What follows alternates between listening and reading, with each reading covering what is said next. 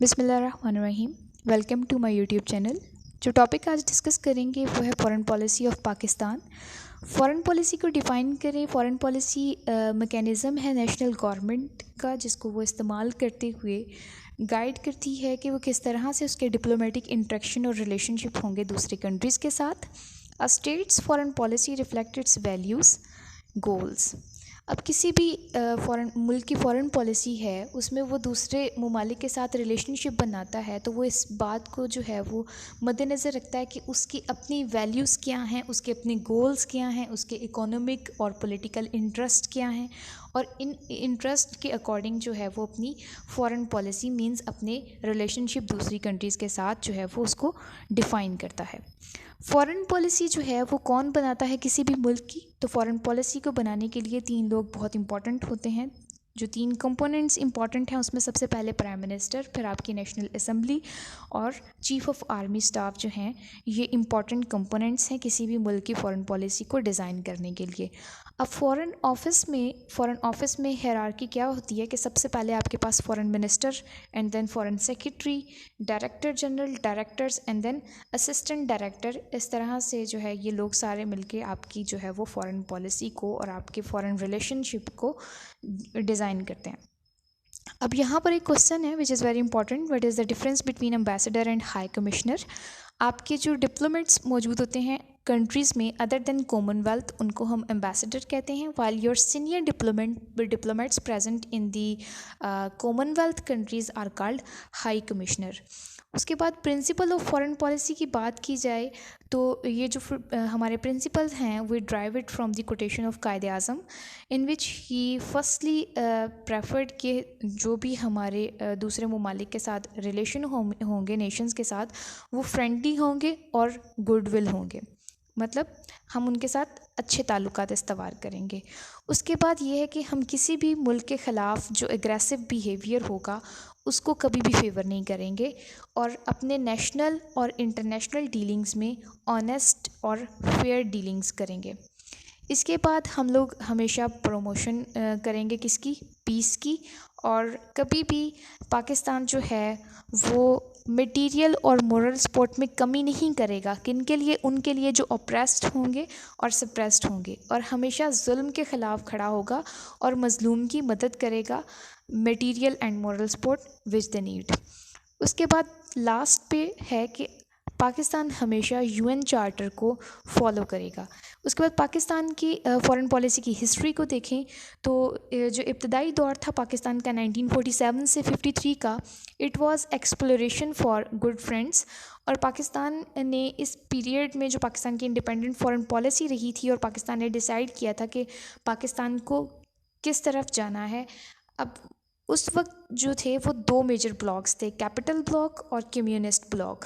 अब मुल्क में वहाँ दुनिया में उस वक्त जो थी वो 2 सुपर पावर्स मौजूद थी। एक कैपिटलिस्ट ब्लॉक में थी जैसे कि अमेरिका, और दूसरा था कम्युनिस्ट ब्लॉक जैसे कि रशिया।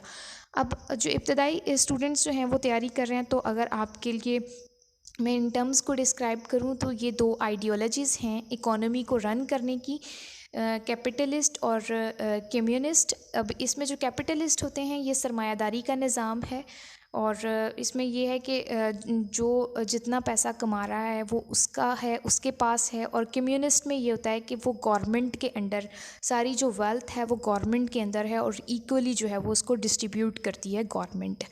अब ये पाकिस्तान ने डिसाइड करना था कि पाकिस्तान को किस ब्लॉक की तरफ जाना है।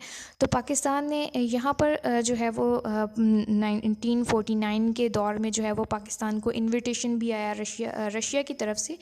रशिया, अब उसको रशिया कहते हैं। At that time it was called Soviet union, क्योंकि ये जो कंट्रीज़ ताजिकिस्तान, तुर्कमेनिस्तान, ये सारे एक यूनिटी में मौजूद थे रशिया के साथ, तो एक फेडरेशन बनाते थे, तो जिसको हम सोवियत यूनियन बोलते थे।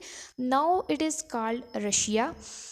और इसमें जो था वो पाकिस्तान ने उनकी इनविटेशन को एक्सेप्ट नहीं किया, बल्कि पाकिस्तान ने अमेरिका को प्रेफर किया, उनके इनविटेशन को एक्सेप्ट किया और उसके साथ अलाइनमेंट कर ली 1953 से 62 के दौर में। अब ये जो अलाइनमेंट है ये म्यूचुअल थी। देखें, मैंने फ़ॉरेन पॉलिसी में जैसे पहले भी डिस्कस किया कि कोई भी मुल्क अपनी फ़ॉरेन रिलेशंस को जो है वो बनाते हुए ये देखता है कि मुझे इस मुल्क से कौन से मेरे इंटरेस्ट हैं और मुझे यहाँ से क्या मिल सकता है। तो पाकिस्तान को एट दैट टाइम पाकिस्तान को सिक्योरिटी क्राइसिस बहुत ज़्यादा थे, पाकिस्तान को economic crisis at that time वो बहुत ज़्यादा थे। अभी एक न्यूली फॉर्म्ड स्टेट थी जिसको जो है वो जैसे आर्मी की डिस्ट्रीब्यूशन हुई इंडिपेंडेंस के वक्त, तो पाकिस्तान की आर्मी बहुत वीक थी और पाकिस्तान को प्राइमरीली सिक्योरिटी थ्रेट इंडिया से था। एंड देन अफ़गानिस्तान भी पाकिस्तान के प्रोविंसेस पे क्लेम कर रहा था जहाँ पे उसके पश्तून कबाइल मौजूद थे, बिकॉज दे डिडंट कंसिडर जो उनकी बॉर्डर बना हुआ है वो उसको कंसिडर नहीं करते। अफ़गानिस्तान के लोग ड्यूरेंट लाइन का जो बॉर्डर बना है उसको वो एक्सेप्ट नहीं करते। तो वो कह रहे थे कि जो केपी और बलूचिस्तान का इलाका है जहाँ पर पश्तून लोग रहते हैं वो हमारा है। उसके इस क्लेम की वजह से पाकिस्तान को उनसे भी सिक्योरिटी के ख़तरात थे। तो इस टाइम पे जब अलाइनमेंट की है वेस्ट के साथ, वेस्ट ने पाकिस्तान को बहुत ज़्यादा military assistance, economic assistance provide की। अब बदले में उन्होंने पाकिस्तान से क्या लिया? पाकिस्तान से उन्होंने 1959 से 69 तक पाकिस्तान की एयर बेस जो थी वो ले ली। अब उसका कंपटीशन रशिया से था, तो रशिया पर अटैक करने के लिए उसको पाकिस्तान की लैंड चाहिए थी। पेशावर के इलाके में एयर बेस थी बदाबर, इसको यूज़ किया अमेरिका ने एयर स्ट्राइक करने के लिए रशिया में। और जब ये एयर स्ट्राइक की है तो पाकिस्तान के रिलेशनशिप रशिया से और ज़्यादा ख़राब हो गए और फिर रशिया जो था वो इंडिया को फेवर कर रहा था, चाहे वो फिर कश्मीर इशू हो या कोई भी, वो जो था वो इंडिया को फेवर कर रहा था रशिया एट दैट टाइम। अब पाकिस्तान के बड़े अच्छे वेस्ट के साथ यहाँ पे रिलेशनशिप रहे हैं, लेकिन पाकिस्तान ने ऑब्वियसली उसके साथ फिर उसके बदले में पाकिस्तान को पे भी करना पड़ा है, अपनी इंडिपेंडेंस को जो है वो कोस्ट करना पड़ा। पाकिस्तान की फॉरेन पॉलिसी इंडिपेंडेंट नहीं रही वो, और इस तरह से जैसे पाकिस्तान की एयर बेसिस को यूज़ करते हुए किसी और मुल्क पे हमला कर रहा है, तो वो भी पाकिस्तान के लिए एक बुरी बात साबित हुई। अब 1962 से 71 में पाकिस्तान को दो जो थी वो वॉर्स का सामना करना पड़ा, 65 एंड 71। और फिर जब मुश्किल में होता है कोई भी तो फिर पता चलता है कि कौन दोस्त है और कौन दुश्मन। तो इस टाइम पे अमेरिका ने पाकिस्तान को हेल्प आउट नहीं किया। हालांकि पाकिस्तान ने जब अलाइनमेंट की थी वेस्ट के साथ तो सीटो और सेंटो 1954 में सीटो को ज्वाइन किया और 1955 में सेंटो को ज्वाइन किया। ये जो सारे थे ये मिलिट्री असिस्टेंस के लिए जो थे वो ज्वाइन किए गए थे कि मिलिट्री असिस्टेंस मिल सके पाकिस्तान को, लेकिन जब पाकिस्तान को ज़रूरत पड़ी तो पाकिस्तान को वो प्रोवाइड नहीं की गई। अब 62 से 71 पाकिस्तान के लिए फिर ट्रांजिशन का टाइम था और फिर 72 से 79 तक पाकिस्तान को पता चल गया था कि अब जो है वो उसको अपनी फ़ॉरेन पॉलिसी को इंडिपेंडेंट करना है, दूसरे ममालिक से भी अच्छे रिलेशनशिप कायम करने हैं। तो इस टाइम में फिर पाकिस्तान ने रशिया से अच्छे रिलेशनशिप कायम किए और चाइना के साथ बहुत अच्छा पाकिस्तान का जो था वो रिलेशन बन गया। और यहाँ पर ये था कि चाइना का जो था वो इंडिया के साथ जो है वो वॉर भी हो चुकी थी, तो उनके इंडिया के साथ अच्छे रिलेशनशिप नहीं थे। अब जब साउथ एशिया रीजन में अमेरिका को कोई स्ट्रेटेजिक पार्टनर चाहिए था, तो पाकिस्तान के लिए भी जो चाइना था वो बहुत अच्छा स्ट्रेटेजिक पार्टनर था, तो इसलिए इनकी दोस्ती जो है वो बहुत अच्छी हो गई इस टाइम पे। इसके बाद 1980 से 1990 का जो टाइम पीरियड है वो इस तरह से कि रशिया ने जो उस टाइम पे सोवियत यूनियन था अफ़गानिस्तान पे अटैक कर दिया। अब उसका अटैक करने का मकसद ये था कि वो जो था वो ज़मीनी रास्ता उसको चाहिए था समंदर तक जाने के लिए, जो कि उसके पास मौजूद नहीं था। अब रशिया ये चाहता था कि वो अफ़गानिस्तान पे अटैक करे और फिर यहाँ से वो ज़मीनी रास्ता बनाए।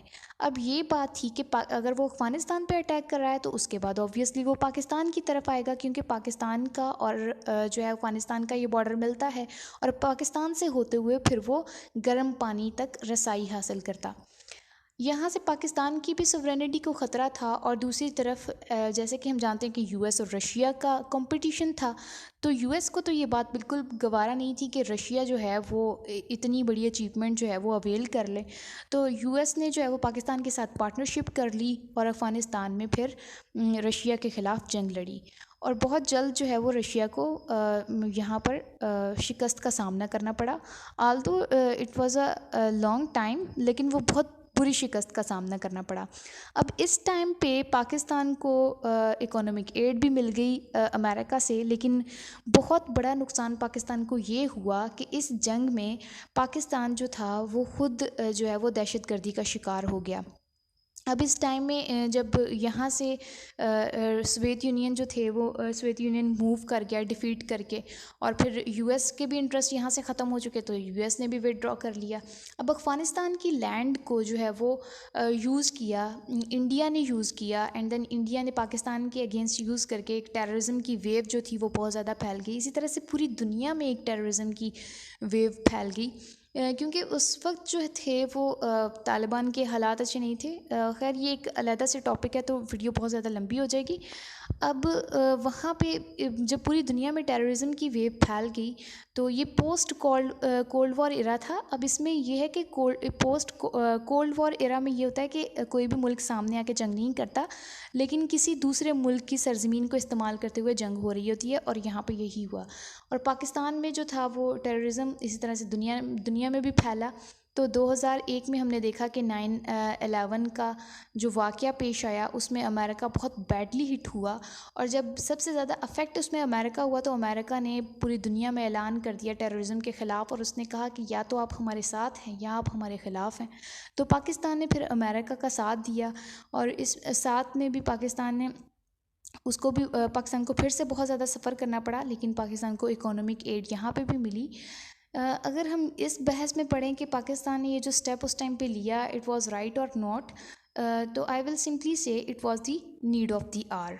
उसके बाद अगर role of the military in Pakistan foreign policy अगर हम देखें, तो पाकिस्तान की फ़ॉरेन पॉलिसी में मिलिट्री का रोल ये है कि मिलिट्री हमेशा टिल्ट रहती है टूवर्ड अमेरिका। क्यों? क्योंकि अमेरिका ने हमें बहुत ज़्यादा मिलिट्री असिस्टेंस प्रोवाइड की है।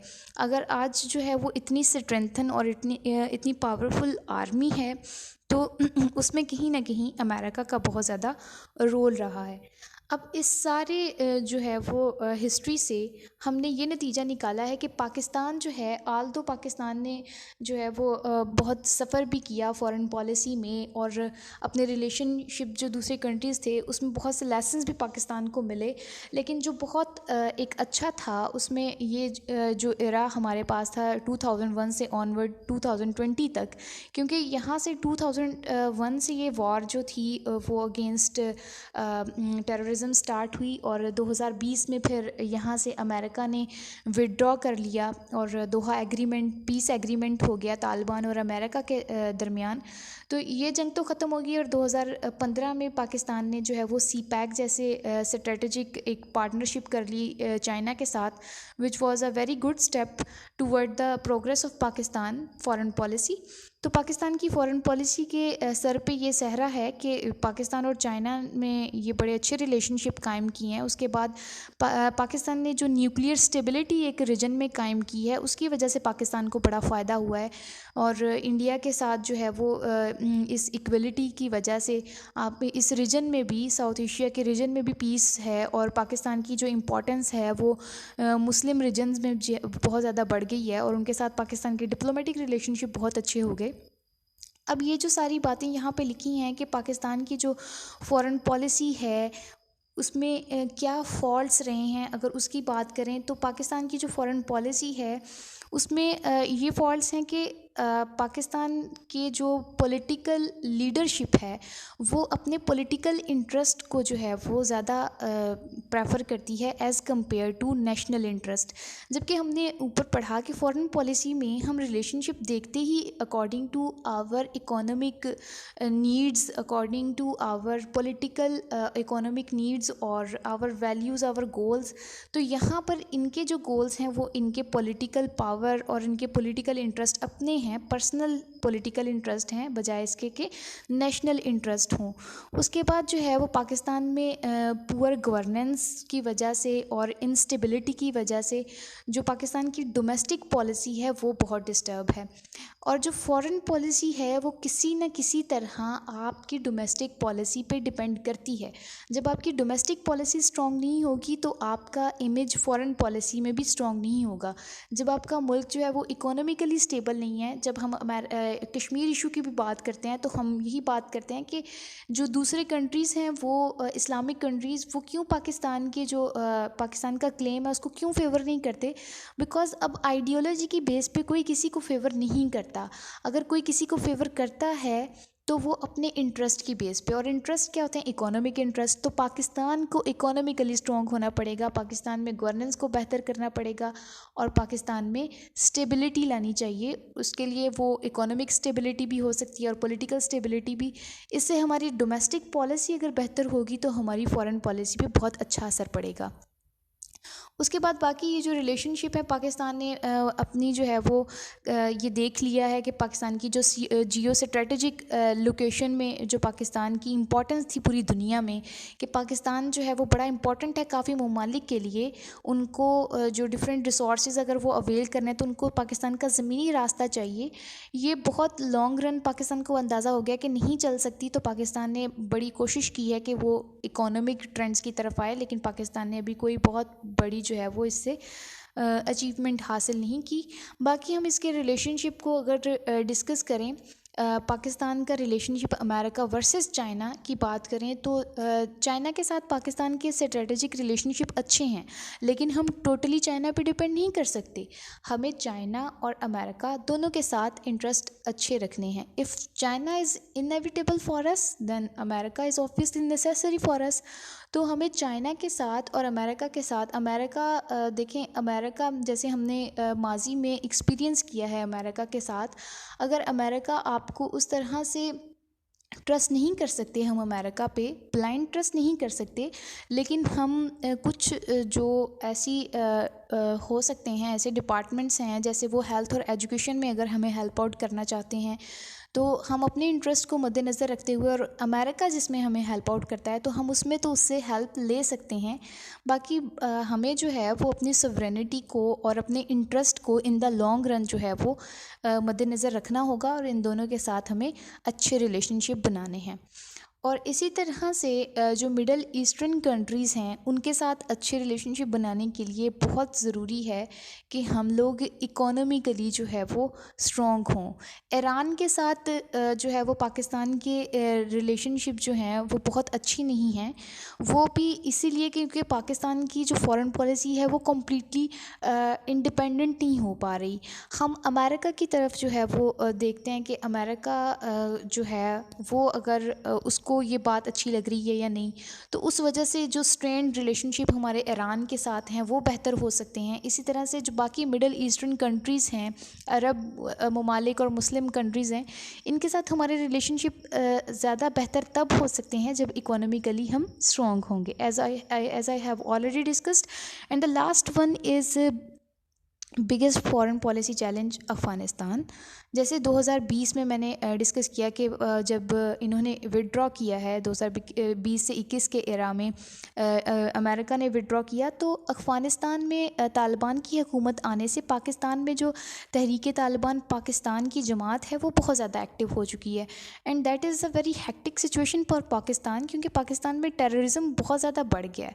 2800 सिविलियंस जो हैं वो इन 2 सालों में जो है वो शहादत पा चुके हैं जब से तालिबान की गवर्नमेंट आई है। तो पाकिस्तान में टेररिज्म का रेट बहुत ज़्यादा बढ़ गया है। अब पाकिस्तान का कहना ये है कि ये जो है वो तालिबान इसको फेवर करते हैं, लेकिन तालिबान मुसलसल इस बात को जो है वो डिनाई कर रहे हैं that we are not favouring Tehreek Taliban Pakistan, we have no concern with that. ये पाकिस्तान का अपना इंटरनल इशू है, पाकिस्तान इसको इंटरनल लेवल पे सॉल्व करे, उनका कहना ये है। लेकिन पाकिस्तान जो है उसके लिए जो अब यही बेहतर है कि पाकिस्तान अफ़गानिस्तान के साथ जो है वो अपने वहाँ पर इकोनॉमिकली इन्वेस्ट करे, वहाँ पर डिप्लोमेटिकली इन्वेस्ट करे, उनके साथ अच्छे रिलेशनशिप बिल्ड करे। और ख़ास तौर पे अगर गवर्नमेंट के साथ जो पाकिस्तान के रिलेशनशिप हैं ठीक है, लेकिन वहाँ की अफ़गानिस्तान की जो आवाम है उसके साथ पाकिस्तान के बड़े फ्रेंडली रिलेशन होने चाहिए, क्योंकि पाकिस्तान वहाँ पे अफ़गानिस्तान की जो ज़मीन है वो इस्तेमाल हो रही है पाकिस्तान के ख़िलाफ़ थ्रू इंडिया जो है, थ्रू अफ़गानिस्तान इंडिया जो है वो अपनी इंटरेस्ट जो है वो अवेल कर रहा है, वो पाकिस्तान को हार्म कर रहा है।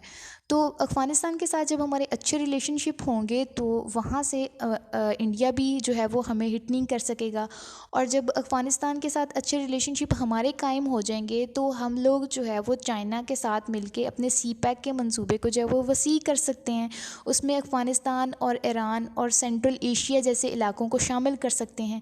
जब ये ममालिक हमारे साथ ऐड हो जाएंगे तो साउथ एशिया के रीजन में एक अच्छा बैलेंस, पावर का बैलेंस हो जाएगा और चाइना का ट्रेंड जो है वो पाकिस्तान की तरफ ज़्यादा हो जाएगा एज़ कम्पेयर टू इंडिया। और पाकिस्तान जो है वो फॉरेन पॉलिसी में आइसोलेशन से बच जाएगा और एक सेंट्रल जो है वो पॉइंट बन जाएगा इस तरह से। अब पाकिस्तान जो है, और दूसरी बात, अफ़गानिस्तान के साथ ताल्लुकात इस तरह से भी बेहतर किए जा सकते हैं कि हम जब वहाँ पर डिप्लोमेटिकली इन्वेस्ट कर रहे होंगे तो हम उनको इंसेंटिव्स दे सकते हैं इस बात से कि वो जो है वो ग्लोबल पैरिया स्टेट बनने से बच जाएं। मींस ऐसी स्टेट जिसको सारी दुनिया आइसोलेट कर दे। Because in the contemporary world हमें जो है वो रूल्स के साथ दुनिया को जो हैं असूल उनको भी लेके चलना है। तो Muslims, obviously we all are Muslims, तो हमें जो है वो एजुकेशन पे, वुमेन एजुकेशन पे काम करना होगा। एंड मींस हमें थोड़ा जो है वो इसमें पोलाइट होना पड़ेगा। अगर हम लोग उनको डिप्लोमेटिकली इन्वेस्टमेंट करके या इकोनॉमिकली इन्वेस्ट करके उनके साथ जो है वो अच्छे रिलेशनशिप कायम कर लें, that will be very good for us foreign policy. That was all about foreign policy of Pakistan, it's history, its different relationship with other countries and how can we improve it. So I hope you like the lecture. Thank you very much.